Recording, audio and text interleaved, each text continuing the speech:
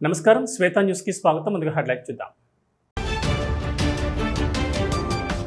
పర్యావరణ పరిరక్షణ సామాజిక బాధ్యతగా భావించి ప్రతి ఒక్కరూ మొక్కలు నాటాలి. ఏక్ పేట్ మాకే నామ్ కార్యక్రమంలో భాగంగా మొక్కలు నాటిన కేంద్ర మంత్రి బండి సంజయ్ తన తల్లి క్షేమంగా ఉండాలని కోరుకుంటూ మొక్కలు నాటాలని భావోద్వేగం.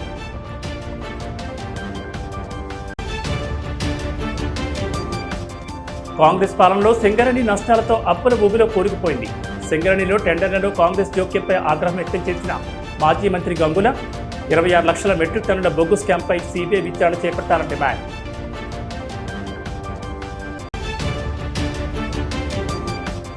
నిరుపేదల సంక్షేమమే కాంగ్రెస్ ప్రభుత్వ ధ్యేయం. లబ్ధిదారులకు కళ్యాణ్ లక్ష్మి, షాదీ ముబారక్ చెక్కులను పంపిణీ చేసిన ప్రభుత్వ విప్ విజ్జన్న. రైతులు తక్కువ రోజుల్లో చేతికొచ్చే వరిని సాగు చేయాలని సూచన.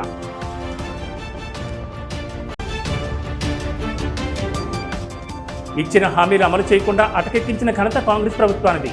పెద్దపల్లిలో ప్రభుత్వ విప్ విజ్జన్నపై మాజీ ఎమ్మెల్యే దాసరి ఫైర్. రాబోయేది బీఆర్ఎస్ ప్రభుత్వమేనని ధీమా.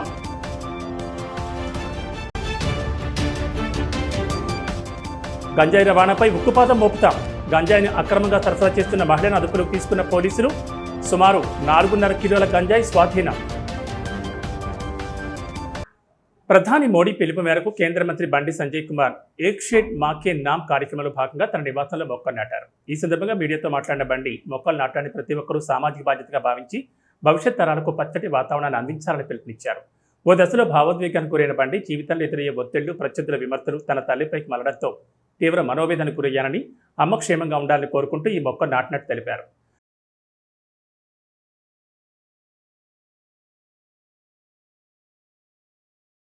రెండున్నరేళ్లలో సింగరేణి సంస్థను అప్పుల ఊబిలోకి నెట్టిన ఘనత సీఎం రేవంత్ రెడ్డికి దక్కుతుందన్నారు. కరీంనగర్ ఎమ్మెల్యే గంగుల కమలాకర్ హైదరాబాద్లో మీడియాతో మాట్లాడిన ఆయన సింగరేణి గురించి మాట్లాడే నైతిక అర్హత కాంగ్రెస్కు, మంత్రి శ్రీధర్ బాబుకు లేదన్నారు. చరిత్రలోని ఏ ప్రభుత్వం సింగరేణి సంస్థలో వేలు పెట్టలేదని యాజమాన్యానికి అప్పచెప్పారన్నారు. కానీ రేవంత్ రెడ్డి ప్రభుత్వం సింగరేణి బోబీ టెండర్లలో జోక్యం చేసుకుని గతంలో ఎన్నడూ లేని విధంగా కోల్ ఇండియాలో సైట్ విజిట్ సర్టిఫికెట్ పెట్టారన్నారు. దీంతో 20% మైనస్ ఉన్న టెండర్లు 20% ప్లస్కు పోయిందని, ఈ సైట్ విజిట్ సర్టిఫికెట్ సింగరేణి టెండర్లను తన అనుచరులకు, బంధువులకు ఇచ్చేందుకు తెచ్చారన్నారు. సింగరేణికి ఏ సంస్థ బకాయి పడదని, కానీ కాంగ్రెస్ పాలనలో ఇప్పుడు సింగరేణికి 50,000 కోట్ల వరకు బకాయిలున్నాయన్నారు. దీంతో సింగరేణి సంస్థ అప్పుల పాలై జీతాలు ఇయ్యలేని పరిస్థితి చేరుకుందని ఆవేదన వ్యక్తం చేశారు. గతంలో ఎన్నడూ లేని విధంగా సింగరేణి సంస్థ 4,000 కోట్ల ఓవర్ డ్రాఫ్ట్ తీసుకుందని ఆందోళన వ్యక్తం చేశారు. సింగరేణిలో 26 లక్షల మెట్రిక్ టన్నుల బొగ్గు స్కామ్ జరిగిందని, దీనిపై కేంద్ర మంత్రులు కిషన్ రెడ్డి, బండి సంజయ్ స్పందించారని, లాభాల్లో ఉన్న సింగరేణి సంస్థ నష్టాల మాట ఎలా పట్టిందో సిబిఐతో విచారణ జరిపించి నిజానిజాలు వెలికితీయాలని డిమాండ్ చేశారు. కేసీఆర్ పాలనలో 67 మిలియన్ టన్నుల ఉత్పత్తి జరిగితే కాంగ్రెస్ పాలనలో 43 మిలియన్ టన్నులకు పడిపోయిందని, రేవంత్ రెడ్డి పాలనలో సింగరేణి మొత్తం అవినీతిమయమైందన్నారు. సింగరేణిలో జరిగిన స్కామ్పై నిజానిజాలు తేల్చాల్సిన బాధ్యత కేంద్ర రాష్ట్ర ప్రభుత్వాలపై ఉందని, దీనిపై బీఆర్ఎస్ పెద్ద ఎత్తున ఆందోళన కార్యక్రమాలు చేపట్టేందుకు సిద్ధమవుతుందని స్పష్టం చేశారు. సో ఈరోజు శ్రీధర్ బాబు గారు మాట్లాడుతున్నారు.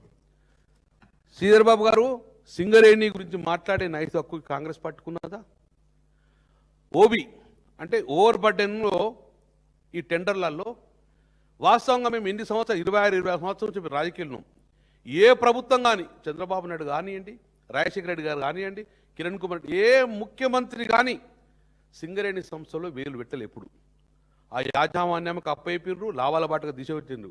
కానీ ప్రప్రదంగా ఈ కాంగ్రెస్ ప్రభుత్వం వచ్చిన తర్వాత, రేవంత్ రెడ్డి ప్రభుత్వం తర్వాత ఓబీ టెండర్లలో కానీ, సింగరేణి టెండర్లో కానీ జోక్యం చేసుకోవడం వలన ఈరోజు 137 ఏళ్ల చరిత్రలో ఎక్కడ విధంగా కోల్ ఇండియాలో సైట్ విజిట్ సర్టిఫికేట్ పెట్టిండ్రు. ఎక్కడ లేదు ఇంతవరకు సైట్ విజిట్ సర్టిఫికేట్. అంటే ఏంది? టెండర్ పాల్గొనంటే సైట్ విజిట్ సర్టిఫికేట్ ఇచ్చిన వాళ్ళే టెండర్ పాల్గొనాలి. అంటే నీకు దగ్గరలోకి ఇచ్చుకుంటూ లేదు. అందుకే ఇప్పుడు అందులో 20% మైనస్ ఉన్న టెండరు 20% ప్లస్ టెండర్కు పోయిందంటే ఈ యొక్క సైట్ విజిట్ సర్టిఫికేట్ వలన తన దగ్గర కుటుంబాలకు, వర్గాలకు, తన బంధువుల వర్గానికి ఇవ్వడం వల్ల ఈరోజు 20% ఎక్సెస్లో ఈరోజు ఓబీ టెండర్లు పాడడం జరిగింది. ఇప్పుడు జీవితాలు ఇప్పుడు జరగలేదు. సో ఇది కాంగ్రెస్ ప్రభుత్వం వచ్చిన తర్వాత ఫస్ట్ లాస్ట్కు నడిపించింది ఈ యొక్క ఓబీ సర్టిఫికేట్ వల్ల. దాని తర్వాత సింగరేణి సంస్థ ఎప్పుడు కూడా బకాయిలు ఉండకు, ట్రాన్స్కో కానీ జెన్కో కానీ ఇమ్మీడియట్గా కడుతూ సింగరేణి బతికిద్దురు. కానీ ఈరోజు ప్రప్రదంగా సింగరేణికి బకాయి ప్రభుత్వము 50,000 కోట్ల బకాయిలు కూడా ఈరోజు ప్రభుత్వం చెల్లవలసి ఉన్నది, బాధ్యత ఉన్నది. ఇప్పుడు పరిస్థితి ఏంది? సింగరేణి సంస్థ మొత్తం అప్పుల పాలవుతుంది. లాస్ట్కు వశపడక ఇప్పుడు జీతాలు ఇవ్వలేని పరిస్థితి ఉంది. ఇప్పుడు ఈ 2-3 నెలల నుంచి లాస్ట్కు జీతాలు లేకపోతే ఏం చేసిండ్రు? ఇప్పుడున్న పరిస్థితిలో ఓవర్ డ్రాఫ్ట్ తీసుకున్నారు సింగరేణి సంస్థ. ఓవర్ డ్రాఫ్ట్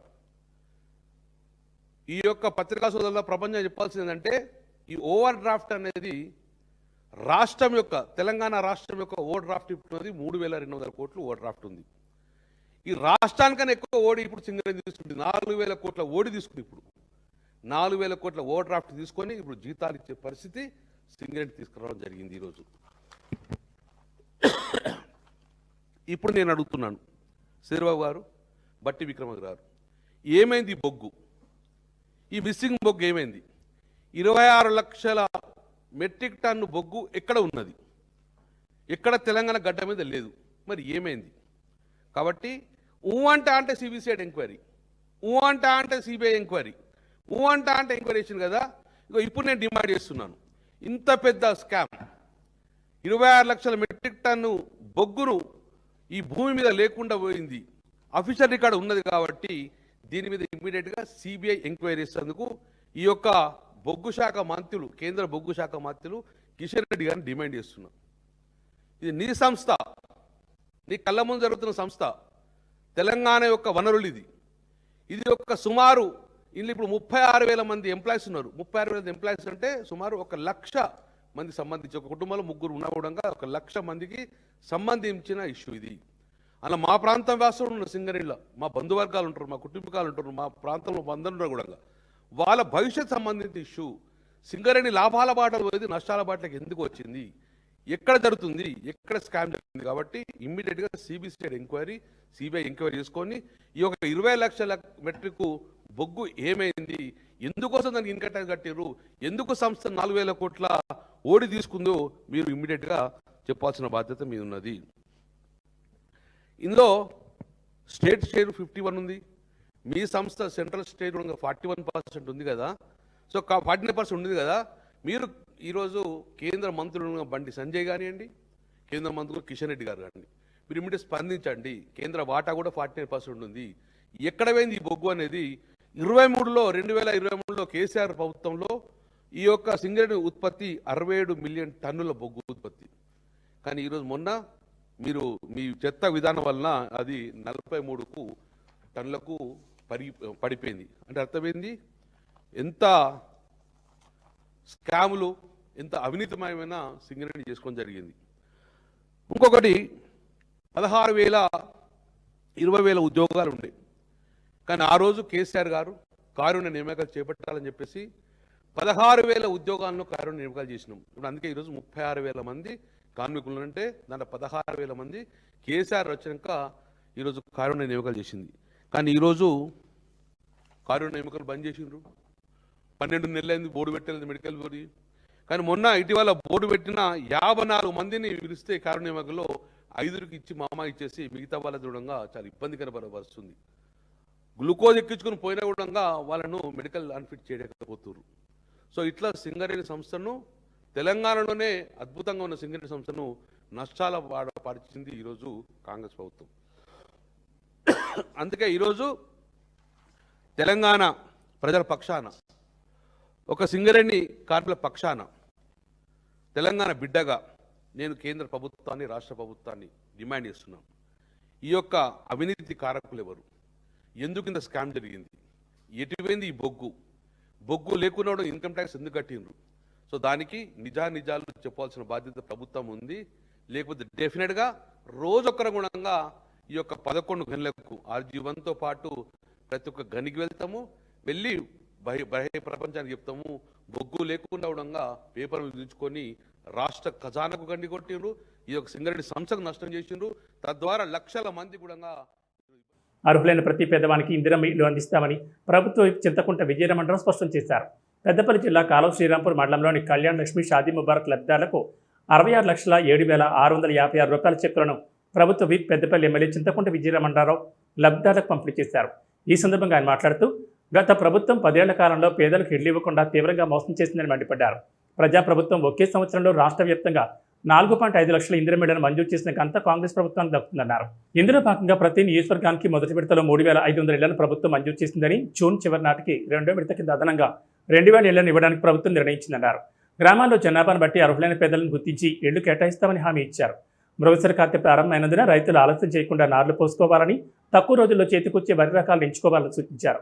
ఆలస్యమైతే దిగుబడి తగ్గే అవకాశం ఉందని, వరికి ప్రత్యామ్నాయంగా పత్తి, మొక్కజొన్న, కందులు సాగు చేసే రైతులకు ప్రభుత్వం అన్ని విధాలా అండగా ఉంటుందన్నారు. వీటికి పూర్తి స్థాయిలో మద్దతు ధర కల్పిస్తామని ప్రభుత్వ విప్ విజయరమణరావు రైతులకు భరోసా ఇచ్చారు.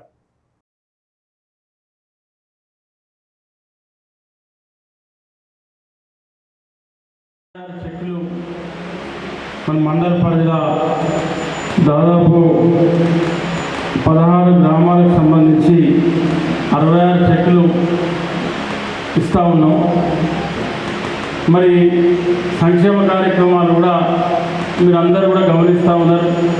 ఇవాళ గ్రామాలలో అనేక సంక్షేమ కార్యక్రమాలు, ఇవాళ పేదలకు ఇంద్రమ్మ ఇల్లు, డబుల్ బెడ్రూమ్ ఇచ్చే విషయంలో కానీ, మరి ఆనాటి ప్రభుత్వం 10 ఏళ్ళు ఇల్లు ఇవ్వకుండా మోసం చేస్తే ఇవాళ ఒక సంవత్సరంలో 4.5 లక్షల ఇంద్రమ్మ ఇల్లు, అంటే నియోజకవర్గానికి 3,500 ఇంద్రమ్మ ఇల్లు ఇచ్చి మళ్ళీ ఇవాళ రెండో విడతల నియోజకవర్గానికి 2,000 ఇల్లు, మళ్ళీ జూన్ ఎండింగ్ వరకు ఇంద్రమ్మ కమిటీల ద్వారా మన గతంలో ఏ రకంగానైతే మనం ఇల్లు పేదవాళ్ళకి ఇచ్చినామో మళ్ళీ అదే రకంగా ఇల్లు ఇవ్వడానికి ప్రభుత్వం నిర్ణయం తీసుకొని ముందుకెళ్తూ ఉంది. మళ్ళీ గ్రామాలలో మళ్ళీ గ్రామాన్ని బట్టి ఊరికి 5, 10, 15, 20 మరి గ్రామాన్ని బట్టి కట్టుకున్నట్టు పేదవాళ్ళు ఎవరున్నా మళ్ళీ. మాజీ ఎమ్మెల్యే దాసరి మనోహర్ రెడ్డి పెద్దపల్లిలో మీడియాతో మాట్లాడారు. ప్రభుత్వ విప్ ఎమ్మెల్యే విజయరమణరావు చేసిన వ్యాఖ్యలను ఆయన ఖండించారు. వాస్తవాలు మాట్లాడితే వక్రీకరించడం కాదు, సమాధానం చెప్పాలని డిమాండ్ చేశారు. 6 గ్యారంటీలు, 420 హామీలు ఇచ్చి గద్దెనెక్కిన కాంగ్రెస్ అధికారంలోకి వచ్చిన తర్వాత హామీలను అమలు చేయకుండా అటకెక్కించారని విమర్శించారు. మొన్న పెద్దపల్లిలో జరిగిన సభలో మాజీ మంత్రి హరీష్ రావు చెప్పినవన్నీ నిజాలేనన్న దాసరి కాంగ్రెస్ పార్టీ ఇచ్చిన హామీలను ఒక్కటి కూడా సంపూర్ణంగా అమలు కాలేదన్నారు. కాంగ్రెస్ ప్రభుత్వం ఎన్నికలకు ముందు ప్రజలకు ఇచ్చిన వాగ్దానాలు నెరవేర్చకుండా దాటవేత ధోరణి అవలంబిస్తూ కాలయాపన చేస్తుందని ధ్వజమెత్తారు. ఇచ్చిన హామీలను నెరవేర్చాలని కోరితే కాంగ్రెస్ పాలకులు ఉలిక్కి పడుతున్నారని ఎద్దేవా చేశారు. కాళేశ్వరం ప్రాజెక్టు భూగర్భ జలాలతో రైతుల పంటలకు నీరు అందించింది నిజం కాదా అంటూ నిలదీశారు. రైతులు పండించిన వరి ధాన్యం కొనుగోలులో ఇప్పటికీ కటింగ్ కొనసాగుతుందని, కొనుగోలు సెంటర్లలో రైతులు అల్లాడిపోతున్నారని ఆవేదన వ్యక్తం చేశారు. కాంగ్రెస్ పాలనలో సబండ వర్గాలు ఇబ్బంది పడుతున్నారన్న దాసరి వచ్చే ఎన్నికల్లో తెలంగాణ ప్రజలు కాంగ్రెస్ పార్టీని చిత్తుగా ఓడించి బీఆర్ఎస్ పార్టీకి అధికారం కట్టబెడతారని వెల్లడించారు.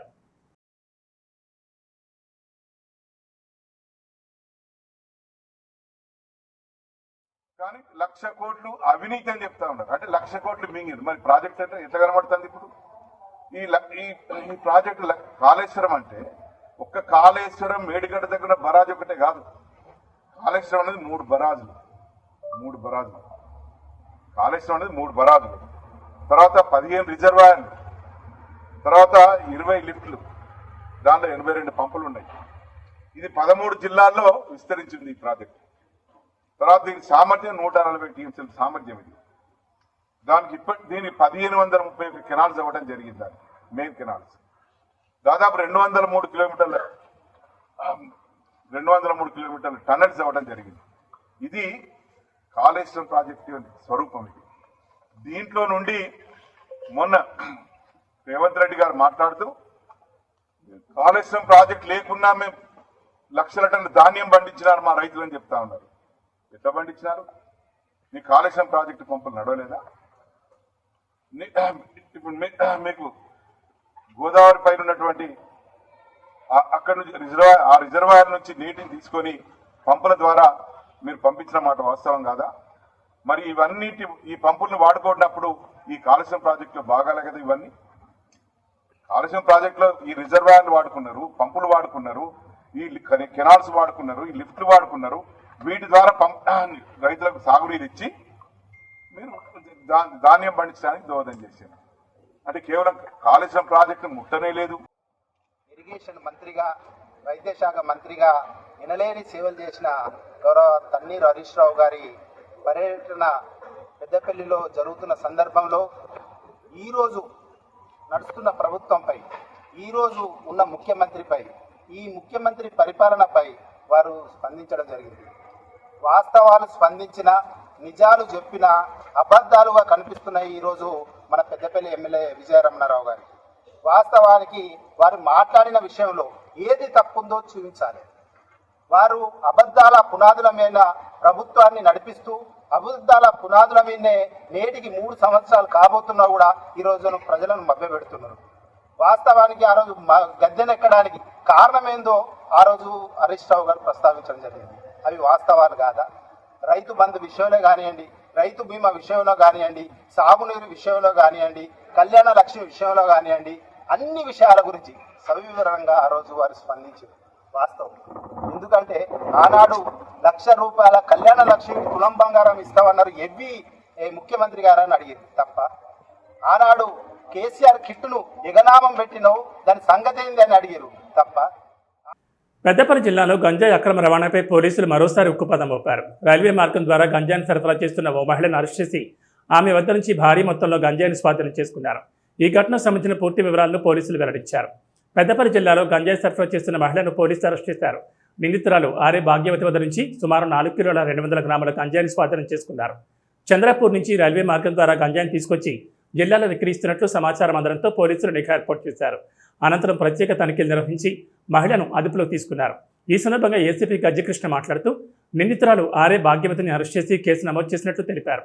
భాగ్యవతి తల్లి స్వస్థలం పెద్దపల్లి జిల్లా మందని కాగా అత్తగారి ఊరు గోదావరికని గంగానగర్ ప్రాంతమని పోలీసులు వెల్లడించారు. ఆమె తండ్రి చంద్రపూర్ కోల్ మైన్స్లో ఉద్యోగం చేస్తున్న నేపథ్యంలో బతుకు తెరువు కోసం గంగానగర్ను వదిలి భాగ్యవతి దంపతులు తరచూ చంద్రపూర్కు మకాం మార్చారని, తక్కువ సమయంలో ఎక్కువ డబ్బులు సంపాదించారనే ఆశతో గంజాయి వ్యాపారంలో దిగిన భాగ్యవతి చివరికి పోలీసులు చిక్కిందని అధికారులు పేర్కొన్నారు.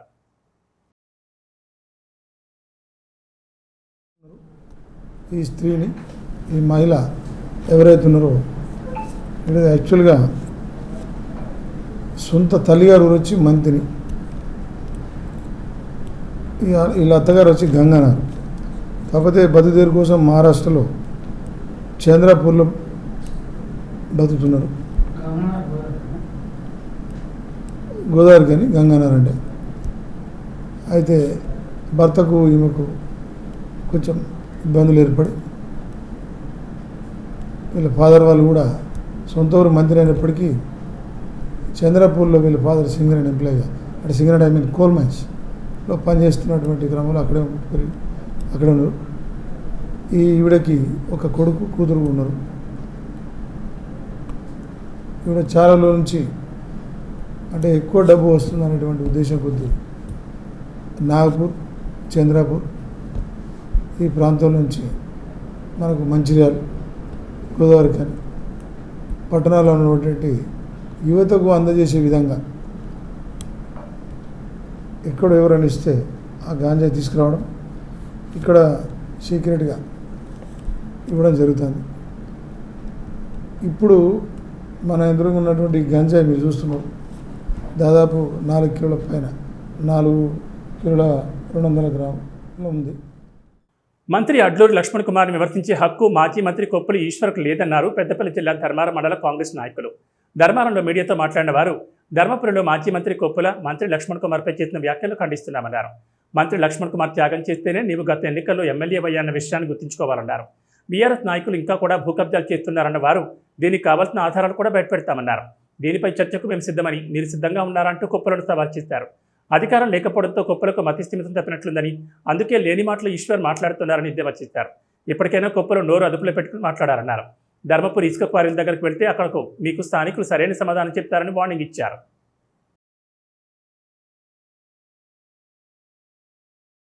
మీ లెక్క ఇండ్ల అన్లాని తేడా లేకుండా మీరు చేయని ఒక దందా లేదు.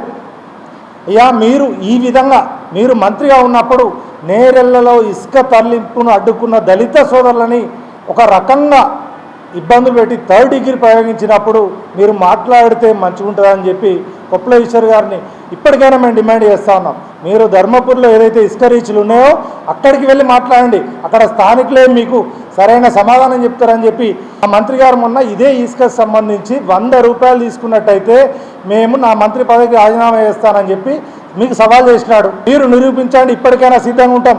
గుంటూరు లక్ష్మణ్ కుమార్ అనే త్యాగధనుడు, త్యాగం చేస్తే నువ్వు ఎమ్మెల్యే అయినావు, ఒక్కసారి ఎమ్మెల్యే అయినా మంత్రి అయినావు అంటే మంత్రి కావద్దా? ఈ ధర్మపురి నియోజకవర్గంలో ఏం జరుగుతుంది అనేది ప్రజలు గుర్తిస్తూ ఉన్నారు. ఏం తెలియనట్టు ఒక ఇసుక దందాన్ని పట్టుకొని ఇసుక దందా అని చెప్తా ఉన్నారు కదా, ఇప్పటికైనా మీరు నిరూపించాలని చెప్పి ఈ ప్రెస్ ముఖంగా మేము సవాల్ చేస్తూ ఉన్నాం. ప్రభుత్వ సొమ్మును ఖజానా చేసి తిని మరిగిర్రు. అది ఎందుకంటే వాళ్ళకి ఇంకా మేము ఇక ఆ ప్రభుత్వంలో ఉన్నాము, ఇంకా మేము దిగమింగాలన్న ఆలోచనతో ఈరోజు కూడా మట్టి మాఫియా చేసే వాళ్ళు కూడా మీ టీఆర్ఎస్ నాయకులే. దీన్ని కాదని నిరూపించగలవా? ఏమాత్రం ఈ 74 సంవత్సరాల వయసులో మతి స్థితం కోల్పోయి నీ ఇష్టం ఉన్నట్టు మాట్లాడితే ఖబర్దార్ కొప్పులీశ్వర్ గారు, ఇక ముందైనా నోరు జాగ్రత్త వచ్చుకో. నిన్నగాక మొన్న నీ టీఆర్ఎస్ నాయకులు కూడా ఇంకా భూ కబ్జాలు చేస్తున్నారు. ఇవి రేపు ఒక వారం రోజుల పూర్తి ఆధారాలతో నువ్వే టైమి నీ ఇంటికి వస్తాం, నీకు మొత్తం పూర్తి ఆధారాలతో నీ ఇంటికి వచ్చే నిరూపిస్తాం. దీనికి నువ్వు ఛాలెంజ్ నిలబడతావా? మా కాంగ్రెస్ పార్టీ నాయకులు ఎక్కడ ఏ దందా చేస్తున్నారు ఒక్కళ్ళ పేరు చెప్పు. అరే మీ ఒడిగో ఈ భూ కబ్జా చేస్తుండు, భూమి దందా చేస్తుండు, మట్టి అమ్ముకుంటురు. మా దగ్గర ఎవడన్నా బతుకు తీర కోసం వచ్చిన వాళ్ళను కూడా మేము సరే అంటున్నాం, కానీ ఎవరిని కూడా ఇలాంటి నీ దగ్గర సంపాదించుకొని మళ్ళీ కాపాడుకోవాలని ఉన్నోళ్ళను కూడా మా మంత్రి గారికి క్షమించే ప్రసక్తే లేదు. ఈ విషయాన్ని నువ్వు దృష్టిలో పెట్టుకొని మాట్లాడితే. కరీంనగర్ హుస్సేనీపురంలో గల 32వ division BRS party corporator Sheikh Yusuf division కార్యాలయంలో డివిజన్ ముఖ్య నాయకులతో వారు సమావేశం నిర్వహించారు. అనంతరం డివిజన్లో ఉన్న 3 మసీదుల ముతావల్లీలను ఘనంగా సన్మానించి మసీదుల నిర్వహణ కోసం కార్పొరేటర్గా తాను తీసుకుంటున్న ప్రతి నెల జీతాన్ని సమంగా విభజించి ముతావల్లీలకు అందించారు. అనంతరం వారు మాట్లాడుతూ నగరపాలక సంస్థ కార్పొరేషన్ ఎన్నికల సమయంలో తనను డివిజన్ కార్పొరేటర్గా ప్రజలు గెలిపిస్తే డివిజన్ ప్రజలకు తన స్వంత ఖర్చులతో 5 హామీలను నెరవేరుస్తారని అప్పుడు హామీ ఇవ్వడం జరిగిందని, ప్రజలు నన్ను భారీ మెజార్టీతో గెలిపించడంతో ఒక్కొక్క హామీను నెరవేర్చుకుంటూ వస్తున్నానని తెలిపారు. ఇందులో భాగంగా 5 హామీలతో ఇప్పటికే 2 పూర్తి చేశానని, డివిజన్లో ఆడపిల్ల పుడితే ఆమె పేరున 5,000 రూపాయలను డిపాజిట్ చేస్తున్నట్లు తెలిపారు. కేవలం ప్రభుత్వ ఆసుపత్రిలో జన్మించిన ఆడపిల్లకు మాత్రమే ఈ పథకం వర్తిస్తుందన్నారు. రెండవది డివిజన్లో వివాహం చేసుకున్న ఆడపిల్లలకు 2,000 రూపాయల నగలతో పాటు పూలదండలు పంపిస్తున్నట్లు తెలిపారు. ఇప్పటికే ఈ 2 హామీలు కొనసాగుతున్నాయని, నేడు మసీదుల నిర్వహణ కోసం తన నెల జీతాన్ని ఇస్తానన్న మాట ప్రకారం ఇచ్చానని తెలిపారు. ఇక 2 వాగ్దానాలు మిగిలి ఉన్నాయని, రాబోయే 3 నెలలలోపు డివిజన్లో ఎవరైనా మరణిస్తే అంతిమయాత్ర కోసం వాహనాన్ని ఏర్పాటు చేస్తానని, దాంతోపాటు డివిజన్లో కంప్యూటర్ శిక్షణ కేంద్రాన్ని ఏర్పాటు చేయనున్నట్లు తెలిపారు.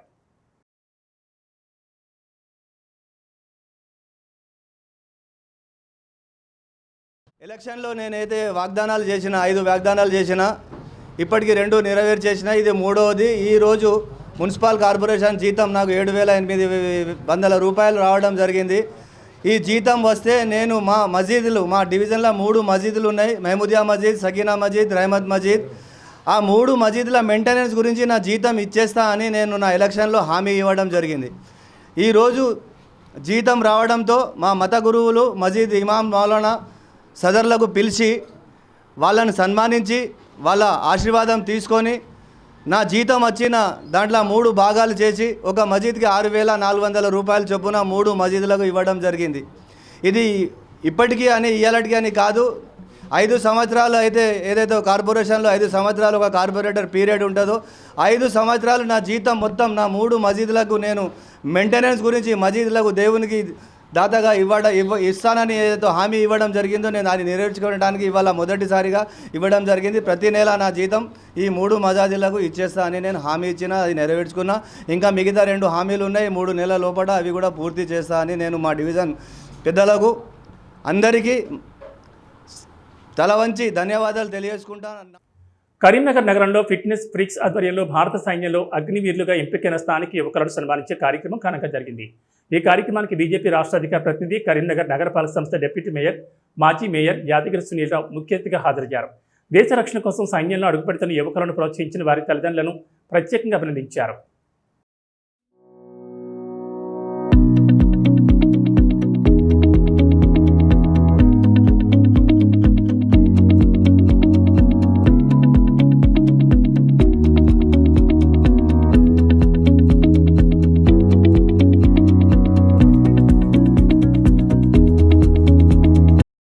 నమస్కారం అందరికీ. నా పేరు సురేష్.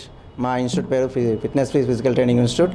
మా ఇన్స్టిట్యూట్లో ఆర్మీ వాళ్ళకి, ఎస్ఎస్సిపి, ఎస్ఎస్సిజిడి, అలాగే కానిస్టేబుల్స్కి, ఎస్ఐలకు ప్రిపేర్ అయ్యే వాళ్ళకి మన దగ్గర ట్రైనింగ్ ఇవ్వడం జరుగుతుంది. గ్రౌండ్ గురించి మంచి అవగాహనతో ప్రాక్టీస్ చేస్తాం. మన రీసెంట్గా 2025లో ఆర్మీ బ్యాచ్ స్టార్ట్ చేయడం జరిగింది. దాంట్లో 30 మందికి 20 మందికి జాబ్ రావడం జరిగింది. నిన్ననే మన ప్రోగ్రామ్ చేసినాం. దానికి డిప్యూటీ మేయర్ అలాగే కార్పొరేటర్స్ అందరూ వచ్చి మన పిల్లలకి సన్మానం చేయడం జరిగింది. ఫిజికల్ ట్రైనింగ్ మన 5km అయినా 5km 600 మీటర్స్, అలాగే long jump, high jump, shot put అన్నిట్లో ఫిజికల్ ట్రైనింగ్ ఏ ఈవెంట్ ఉన్నా కానీ మనం ప్రాక్టీస్ చేపిస్తాం. మళ్ళీ ఎవరైతే సెంట్రల్ జాబ్ ప్రిపేర్ అయినా దానికి ఫిజికల్ ఈవెంట్ ఉంటుందో దానికి కూడా మంచి ప్రిపరేషన్తో మంచి గ్రౌండ్ కోచింగ్ ఇస్తాం. మేము మొన్న 20 మంది జాబ్ కొట్టిల్లు 2025 బ్యాచ్లో. ఇప్పుడు కూడా బ్యాచ్ నడుస్తుంది. నాకు ఒక 30 మంది ఇప్పుడు కూడా ఉన్నారు. వాళ్ళకి మొన్న ఎగ్జామ్ కూడా కోచింగ్ ఇవ్వడం జరిగింది. తెలంగాణ సాధన కోసం పోరాడిన ఉద్యమకారులను గుర్తించి వారిని సముచితంగా కాంగ్రెస్ ప్రభుత్వం తెలంగాణ ఉద్యమకారుల గుర్తింపు కమిటీని ఏర్పాటు చేసింది. ఈ కమిటీకి ప్రభుత్వ సలహాదారు కె కేశవరావు చైర్మన్గా వ్యవహరిస్తుండగా కమిటీ సభ్యులుగా మంత్రి పొన్నం, ప్రొఫెసర్ కోదండరాం, అద్దంకి దయాకర్, రాములు నాయక్ తదితరులు కమిటీలో సభ్యులుగా ఉన్నారు. ఉద్యమకారులను ప్రాధాన్యత క్రమంగా గుర్తించేందుకు పలు గైడ్లైన్స్ను రూపొందించింది.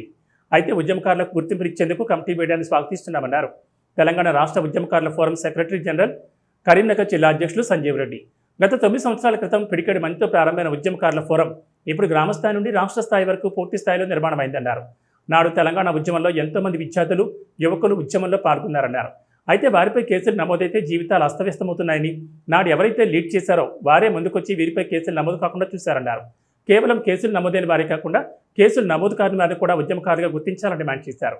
అంతేకాకుండా ఎలాంటి కాలయాపన జరగకుండా కాంగ్రెస్ ప్రభుత్వం ఉద్యమకారులకు ఇచ్చిన హామీలు నెరవేర్చాలని డిమాండ్ చేశారు.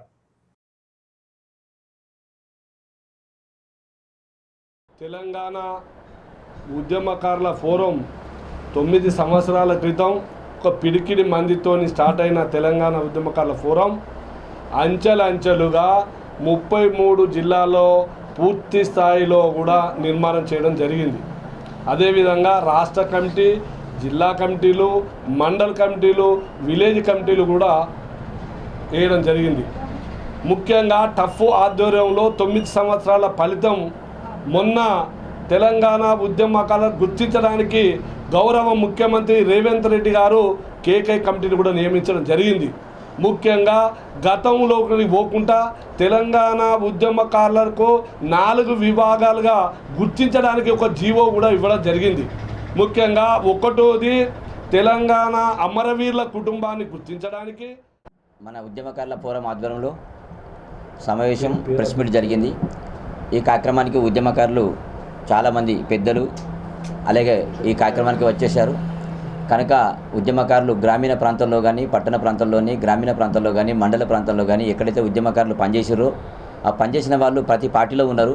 ఇటు టీఆర్ఎస్ కానీ, బీజేపీ కానీ, సిపిఐ కానీ, సిపిఐఎం కానీ ఎవరైతే ఉద్యమకారులు ఎవరైతే ఉన్నారో ఆ ఉద్యమకారుల లిస్టును వాళ్ళ అధికార అధ్యక్షుడు ఉంటాడు. ఇప్పుడు ఏంటంటే ఇప్పుడు టీఆర్ఎస్ పనిచేసిన వాళ్ళు, టీఆర్ఎస్ ఉద్యమకారులు అందరూ గుర్తింపు కావాలనుకుంటే కేటీఆర్ వచ్చి స్వయంగా కేటీఆర్ పేర్లు చెప్పుకొని ఆ లిస్టు ముఖ్యమంత్రి రేవంత్ రెడ్డి గారికి సమర్పించాలి. బీజేపీకి సంబంధించిన వాళ్ళు ఎవరైతే ఉంటారో లిస్టు ఆ బీజేపీకి సంబంధించిన జిల్లా రాష్ట్ర అధ్యక్షుడు బండి సంజయ్ గారికి సమర్పించాలి. ఇక్కడ ఎందుకు పెట్టినామంటే దాదాపుగా మేము 28 సంవత్సరాలు కొట్లాడుతున్నాం. 2001 నుంచి ఉద్యమాన్ని కొట్లాడుతున్నాం. ఎందరో దీని మీద తెలంగాణ కొరకు ప్రాణ త్యాగం చేసినారు. అదే జైలుకు పోయినరు. వాళ్ళ రోడ్డు మీద వాళ్ళ బతుకులు రోడ్డు మీద పడ్డాయి. కానీ ఏ ప్రభుత్వం కూడా ఈ ఉద్యోగాలు పట్టించుకోలేదు. వాస్తవానికి మా రేవంత్ రెడ్డి గారి ప్రభుత్వము ఎన్నికల ముందు మెయిన్ పెద్దలు పెట్టింది కాబట్టి దాని నుంచి కూడా వాళ్ళు మేము ఉద్యమం చేస్తేనే వాళ్ళు దిగొచ్చి కమిటీ పెట్టిండ్రు. కమిటీ కూడా కాలయాపన కాకుండా తొందరగా మాకు ఉద్యమకారులకు ఇవ్వాలని కోరుకుంటాం. లేకుంటే మాత్రం మరొక ఉద్యమం తెలంగాణ ఉద్యమానికి మేమందరం కూడా సావానికి సిద్ధపడ్డాం. ఇప్పుడు సముద్రం ఇప్పుడు బులెటిన్ ముగించే ముందు హెడ్లైన్స్ మరోసారి. పర్యావరణ పరిరక్షణ సామాజిక బాధ్యతగా భావించి ప్రతి ఒక్కరూ మొక్కలు నాటాలి. ఏక్ పేట్ మాకే నామ్ కార్యక్రమంలో భాగంగా మొక్కలు నాటిన కేంద్ర మంత్రి బండి సంజయ్ తన తల్లి క్షేమంగా ఉండాలని కోరుకుంటూ మొక్కలు నాటాలని భావోద్వేగం.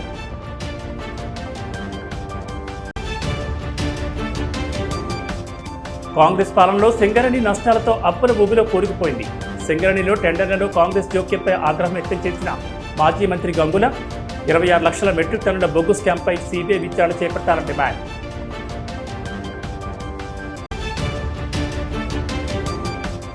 నిరుపేదల సంక్షేమమే కాంగ్రెస్ ప్రభుత్వ ధ్యేయం. లబ్ధిదారులకు కళ్యాణ్ లక్ష్మి, షాదీ ముబారక్ చెక్కులను పంపిణీ చేసిన ప్రభుత్వ విప్ విజ్జన్న. రైతులు తక్కువ రోజుల్లో చేతికొచ్చే వరిని సాగు చేయాలని సూచన.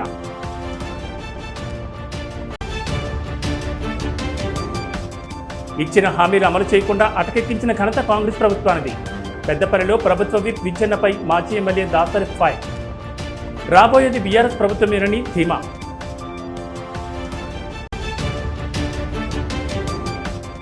గంజాయి రవాణాపై ఉక్కుపాతం మోపుతాం. గంజాయిని అక్రమంగా సరఫరా చేస్తున్న మహిళను అదుపులోకి తీసుకున్న పోలీసులు. సుమారు 4.5 కిలోల గంజాయి స్వాధీనం.